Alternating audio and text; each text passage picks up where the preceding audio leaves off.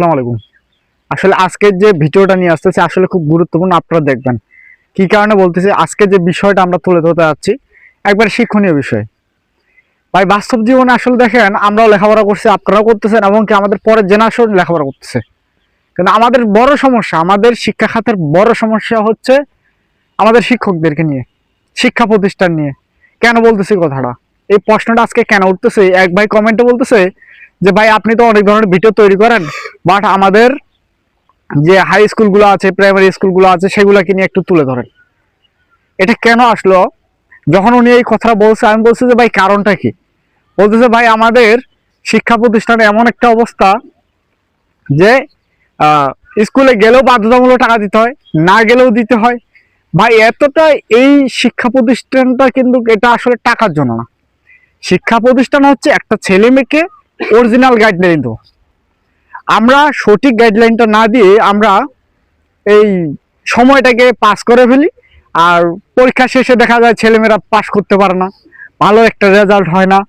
But দেখেন, আমরা শিক্ষকরা যদি ঠিক থাকি, এই ধরেন একটা শিক্ষার্থী, আমি বলি স্যাম্পলভাবে, একটা শিক্ষার্থী ক্লাস 6 থেকে 8 পর্যন্ত উঠতেছে। ভাই আমি নিজের চোখে দেখছি যে এই শিক্ষার্থীগুলো ইংলিশের নাম লিখতে পারে না, ইংলিশের নাম লিখতে পারে না, বাংলা রিডিং করতে পারে না। তাহলে আপনারা কোন বিবেকে ক্লাস 6 থেকে 10 পর্যন্ত উঠাচ্ছেন? কোন জেনারেশনে, কোন মাধ্যমে? এটা আমি বুঝি না। এটা একটু আমাকে বুঝাই বলবেন আপনারা যারা দেখবেন। সো দেখেন, আমরা যে শিক্ষকতা করি, আমাদের কাজকে একটা ছেলে মেয়েকে অরিজিনাল শিক্ষা দাও, টাকা নেওয়া না। আমরা করছি ভাই, স্কুলে গেলেও ফাইন, কোর্সিনে না গেলেও ফাইন, কোর্সিনে বাধ্যতামূলক যেতে হবে। আর আমার বাবার যদি না থাকে, আমি কোথা থেকে কোর্সিনের টাকা দেবো আপনাকে? আপনারা জরিমানা কথা বলেন, জরিমানাটা কি? জরিমানা হচ্ছে একটা শাসনকৃত।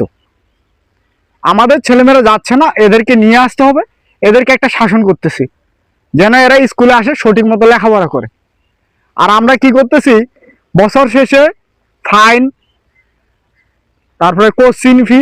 ভাই বছরে যদি আপনাদেরকে 6-7 হাজার টাকা দিতে পারি, তাহলে আমার ছেলে মেয়েকে আমি তো ইংলিশ মিডিয়ামে পড়াইতে পারি।